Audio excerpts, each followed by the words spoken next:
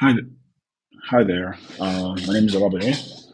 This is sort of early, very early showcase of Razzle and the vision that we have. As you can see, it's the UI. I've interacted with it a bit. So the idea behind Razzle basically is to use a combination of natural language processing to bring whatever it is that you have inside your code and inside your platform in a company directly to end users inside the company without needing to build some kind of complex UI.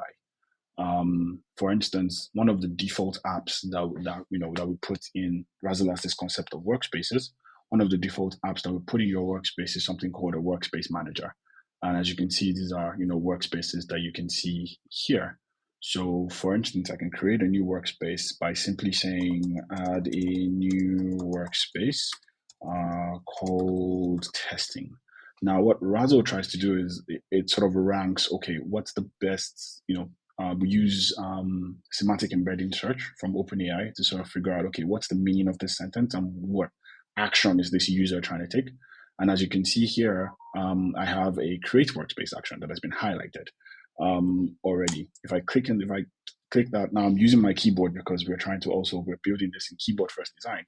As you can see, it says create workspace. Now, the interesting thing here is it has already highlighted testing because it's seen from the text that I wrote that I wanted to create a workspace called testing.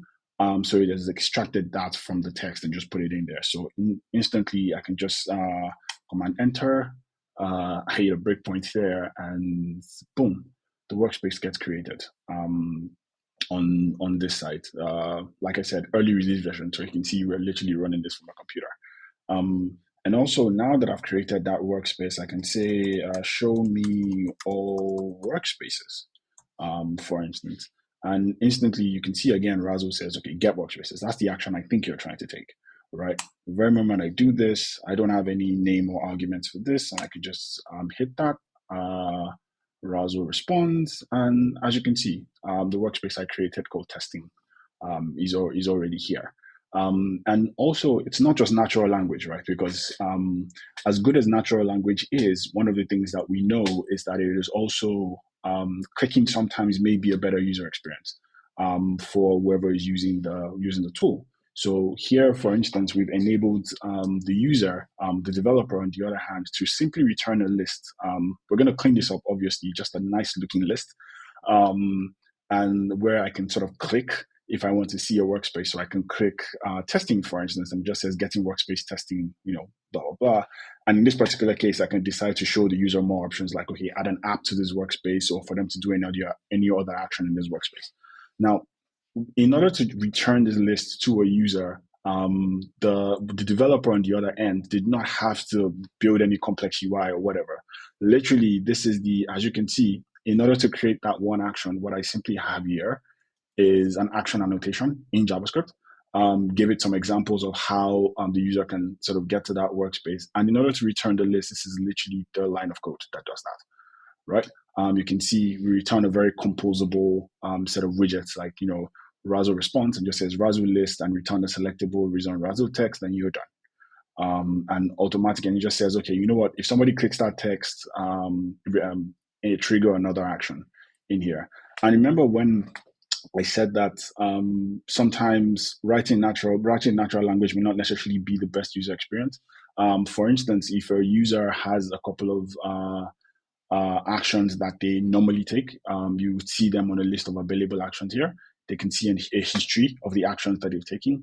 And in the future, one of the things that we're also working on is for them to be able to subscribe to an action, right? If there is sort of an action that they've taken that they would like to get updated results on, it'll come here and they instantly will just get updated results without needing to do much. And routines is basically being able to chain up several different actions. Like for instance, you could see me here. I typed, get show me all workspaces, but I should be able to type show me all workspaces. Let me correct that. Show me all workspaces and email it to olabode.esti@gmail.com. Right. Now, this is not going to work that well because we haven't implemented chaining yet. But essentially, in our work, the Razzle would know that, okay, I need to trigger two actions here. I need to get all workspaces like I did earlier, and I need to send an email to olabode.esti. That's the general idea behind Razzle. In order to do what I just did here, it was just a very simple, I just had to create functions in my code and just annotate them easily here, and I can just give a couple of sample prompts that I think the user should use, and it just calls my code. I don't need to go to any third-party tool. So for an engineer is always in flow, right?